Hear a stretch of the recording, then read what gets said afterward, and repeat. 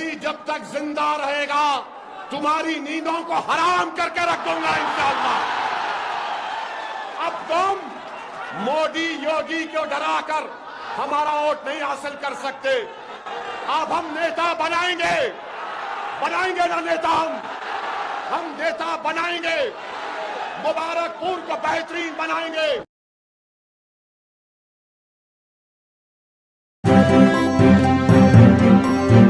Media voice, आपकी आवाज। कोई अब मुझसे सवाल कर सकता है कि मुबारकपुर को ओवैसी तुम आ रहे हो और गुड्डू जमाली के लिए वोट की बात कर रहे हो।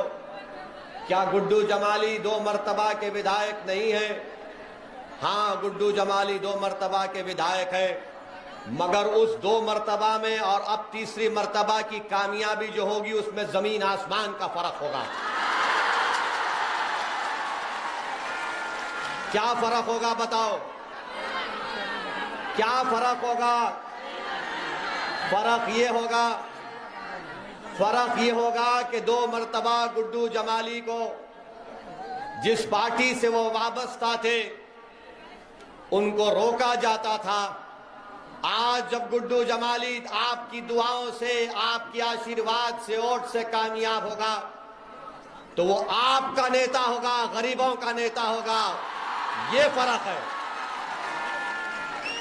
ये आपका लीडर होगा और आपके दरमियान में खड़े होकर मैं जनाब गुड्डू जमाली साहब को कह रहा हूं कि जब अल्लाह और मुबारकपुर की जनता आपको अपने दुआओं से, मोहब्बत और वोट से कामयाब करेगी तो गुड्डू जमाली साहब जब आप उत्तर प्रदेश की विधानसभा में जाएंगे तो आप उस विधानसभा में मुबारकपुर उत्तर प्रदेश के गरीब, मजलूम, अति पिछड़ा, जिसको दबाया गया, कुचला गया, उनकी आवाज को आपको बुलंद करना पड़ेगा।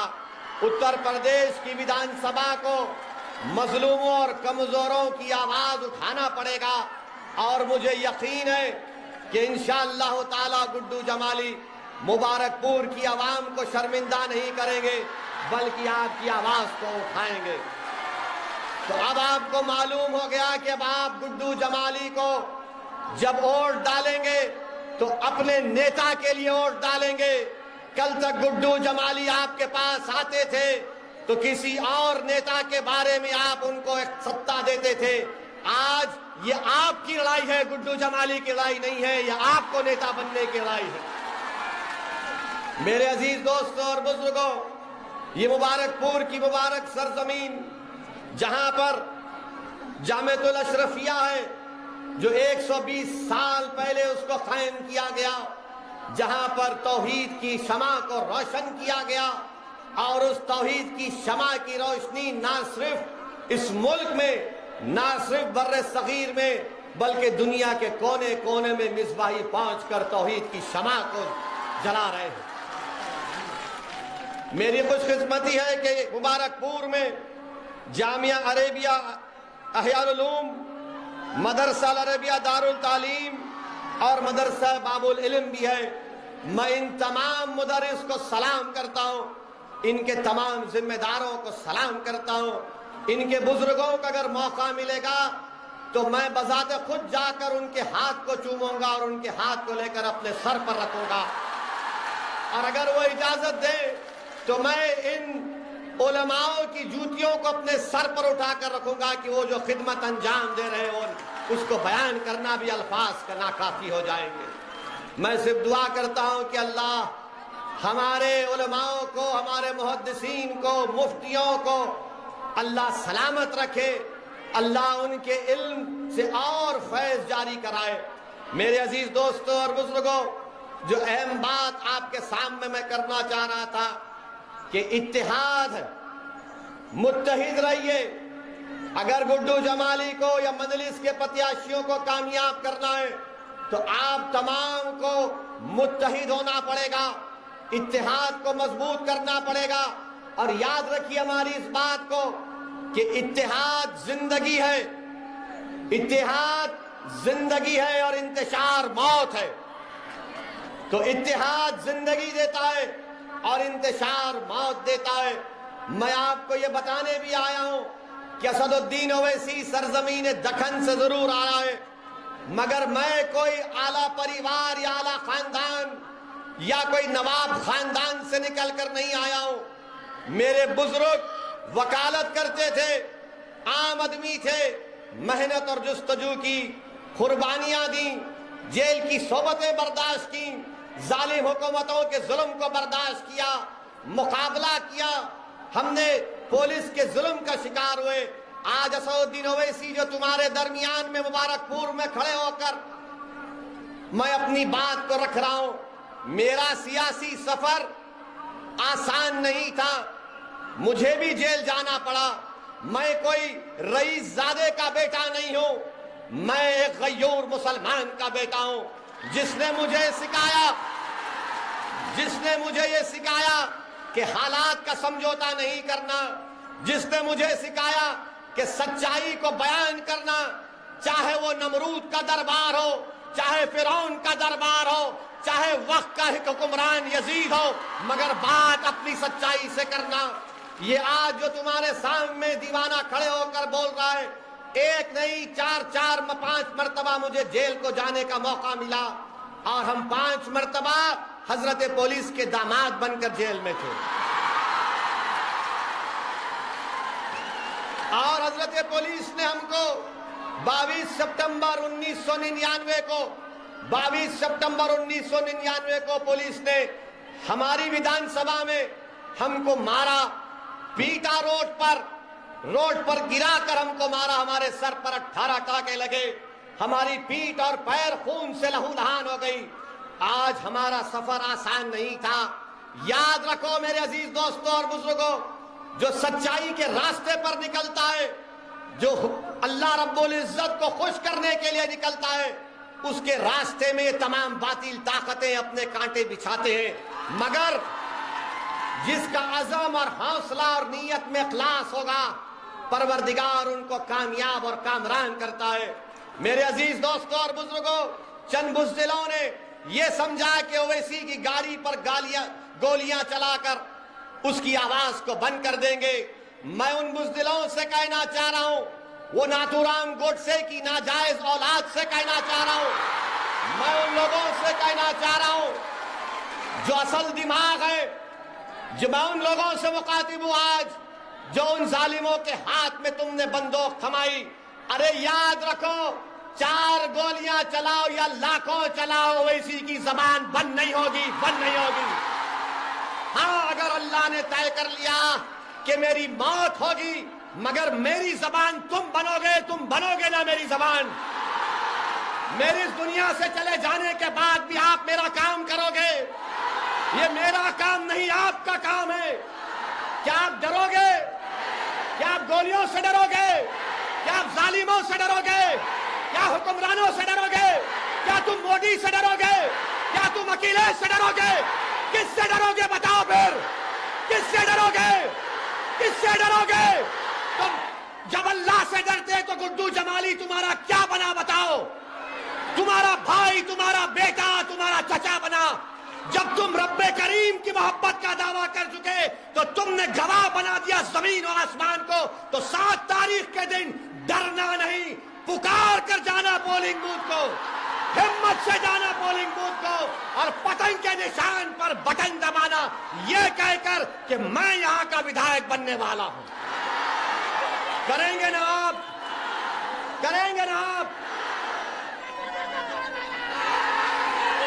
मेरे अजीज दोस्तों और बुजुर्गों,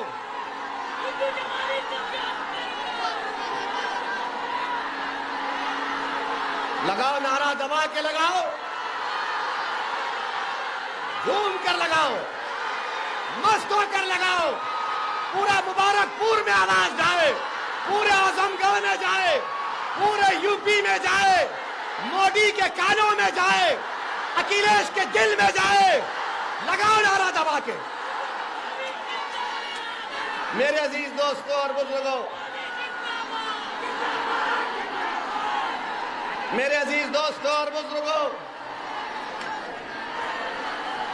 अब हमारी थोड़ी बात सुन लीजिए। मेरे अजीज दोस्तों और बुजुर्गों, हम आपको बता रहे थे कि कोई आपसे कहेगा हमारे जाने के बाद, कोई कहेगा कि अगर गुड्डू जमाली या मजलिस के 8-10 प्रत्याशी जीत जाएंगे, विधायक बन जाएंगे तो क्या होगा। आप उनको बताना, उनको आप पैगाम देना, और जिसके दिलो दिमाग में ये बात है उन तक हमारी बात पहुंचा देना कि भारत की पार्लियामेंट में 540 की ऐवान है, जिसमें मजलिस इत्तेहादुल मुस्लिमीन के 2 सांसद हैं। कितने हैं? 2 हैं। और जब दोनों में से एक खड़े हो जाते हैं पार्लियामेंट में आपकी बात करने के लिए, आपके इंसाफ की बात करने के लिए, गरीब, मजलूम, अति पिछड़ा, दलित की बात करने के लिए, तो क्या होता है, हम जब खड़े हो जाते, जब दलित की बात करने के लिए, अंबेडकर के संविधान को बचाने की जब बात हम करते हैं, तो बीजेपी के 306 एमपी खड़े होकर ओवैसी को बोलते हैं बैठ जा, बैठ जा, बैठ जा। तो मालूम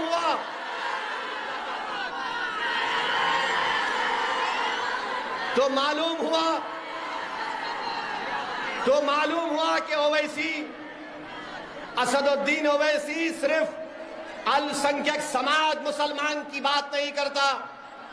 असदुद्दीन ओवैसी सिर्फ दलितों की या अति पिछड़ा आदिवासियों की बात नहीं करता।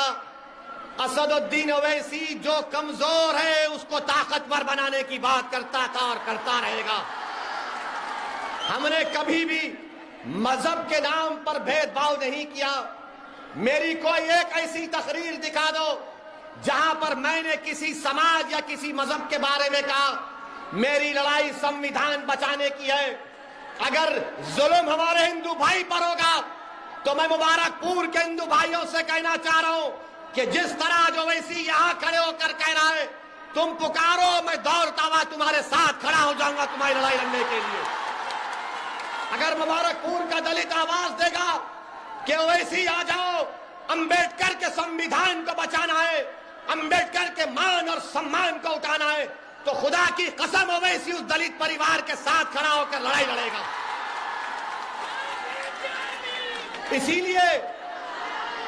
इसीलिए जब 2019 में हैदराबाद की आवाम ने हमको चौथी मर्तबा रुकने पार्लियामान एमपी बनाया, तो हम जब हल्फ लेने के लिए गए तो बीजेपी के 300 एमपी नारा लगाना शुरू कर दी। हमको देखकर हमने भारत के संविधान पर, अल्लाह के नाम पर हल्फ लिया। उसके बाद हमने नारा लगाया जय भीम। तो बीजेपी के लोगों, एमपी सन्नाटे में आ गए, जबान कतर लिए। बाद में हमसे पूछे ये तुम्हारे दिमाग में कैसा आता है?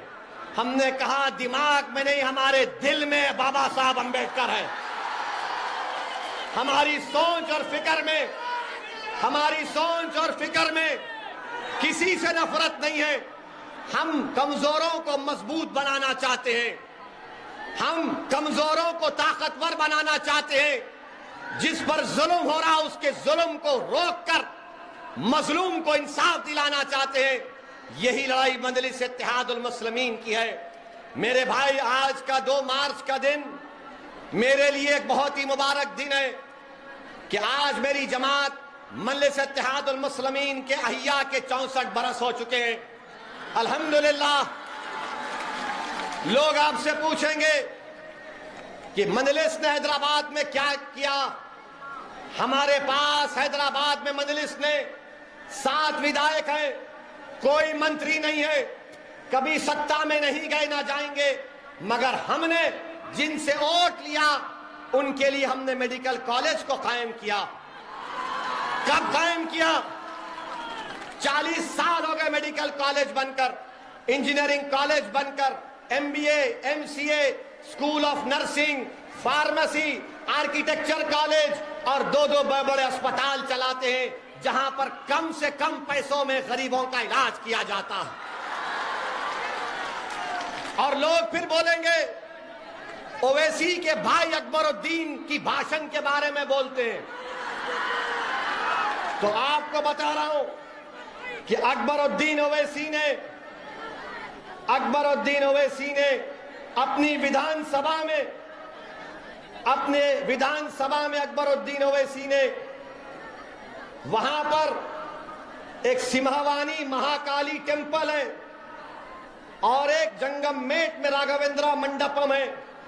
अकबरुद्दीन ओवैसी ने हमारे प्रदेश के मुख्यमंत्री से मिलकर इस मंदिर के हमारे हिंदू भाइयों से, सरकार से उन्होंने 4 मल्टीपर्पस फंक्शन हॉल सरकार से मंजूर करवा। इन 2 मंदिरों के लिए 20 करोड़ सरकार ने मंजूर किए। ये हम पर इल्जाम लगाते हैं कि ओवैसी भड़काऊ भाषण देता है, मगर मेरे अजीज दोस्तों और बुजुर्गों, आज आपको बताएंगे कि हमारे जाने के बाद इब्लीस की औलाद आएगी।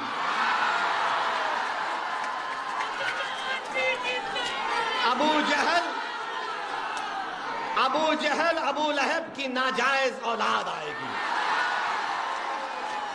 यजीद के मुर्दार दिल रखने वाले भी आएंगे और आकर बोलेंगे बीजेपी है, भाजपा है, उसको क्या करेंगे। तो आप क्या जवाब देंगे उन लोगों को जब वो लोग भाजपा कहेंगे? तो आप बोलेंगे भाजपा को अगर मुबारकपुर से कोई हरा सकता है तो उसका नाम क्या है बताओ। जो भाजपा को यहां से हरा सकता है उसका नाम क्या है बताओ। आवाज में और ताकत आनी चाहिए, वहां से भी आनी चाहिए, वहां से भी आनी चाहिए। उसका नाम क्या है बताओ। जो योगी और मोदी को रोक सकेगा उसका नाम बताओ। आप अखिलेश, बड़े और छोटे अखिलेश, देख लो जनता ने कह दिया कि 7 मार्च के दिन किसको वोट देंगे, किसको वोट देंगे, किसको वोट देंगे। मेरे अजीज दोस्तों और बुजुर्गों, अब सपा के लोग बोलेंगे ओवैसी तो जज्बाती भाषण देता है। आप भी दो ना अखिलेश, क्यों नहीं देते? कौन रोक रहा है आपको? और जो लोग आपको बोलेंगे जज्बात, नौजवानों को जज्बाती करता है ओवैसी, अरे याद रखो, मैं उन नौजवानों के बुजुर्गों को सलाम करता हूं, उनकी मां और बहनों को सलाम करता हूं कि तुमको जज्बाती बनाया।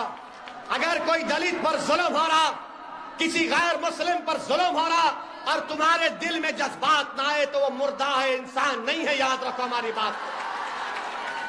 मेरे अजीज दोस्तों और बुजुर्गों, समाजवादी पार्टी अखिलेश यादव, जब इनसे पूछा गया कि कर्नाटका की उस बच्ची ने जो हिजाब और निकाब पहना उस पर कुछ बोलो,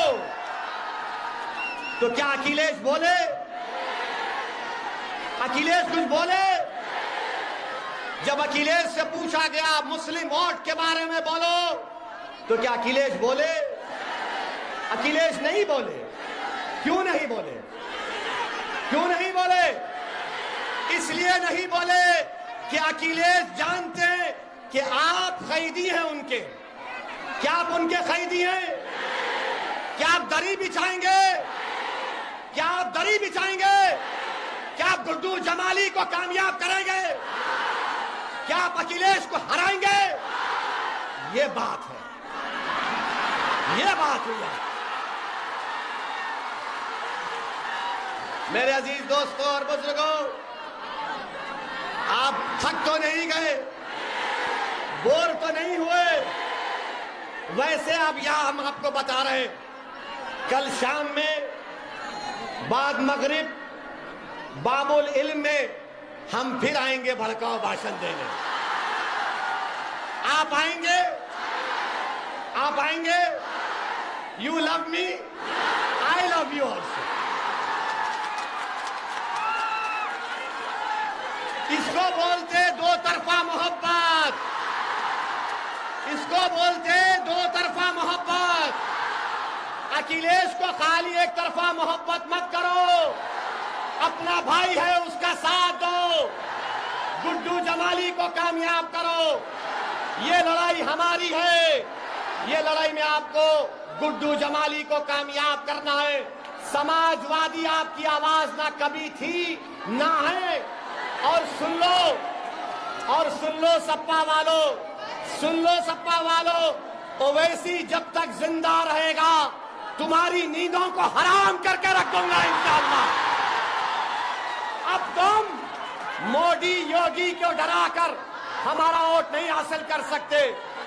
अब हम नेता बनाएंगे, बनाएंगे ना नेता, हम नेता बनाएंगे, मुबारकपुर को बेहतरीन बनाएंगे। और अगर कोई इब्लीस आकर बोलता है, भाजपा का नाम लेता है, डराता है, तो क्या आप डरेंगे? और जब थोड़ा डर होगा तो उस कर्नाटका की बच्ची ने क्या नारा लगाया था जब बलवाइयों ने घेर लिया था उसको? क्या नारा लगाया था उस बच्ची ने? क्या नारा लगाया था उस बच्ची ने? क्या नारा लगाया था उस बच्ची ने? तो सुन लो भाजपाइयों, हम जब तक जिंदा रहेंगे दाढ़ी और टोपी पहनेंगे। हमारी बेटियां अगर चाहेंगी तो हिजाब और निकाब करेंगी। तो लगाओ जोरदार नारा, गुड्डू जमाली, गुड्डू जमाली। 7 तारीख को पतंग के निशान पर बटन दबाएंगे, 7 तारीख को पतंग के निशान पर बटन दबाएंगे, 7 तारीख को पतंग के निशान पर बटन दबाएंगे।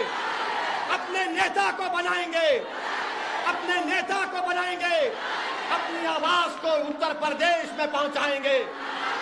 अस्सलाम वालेकुम व रहमतुल्लाहि व बरकातुहू।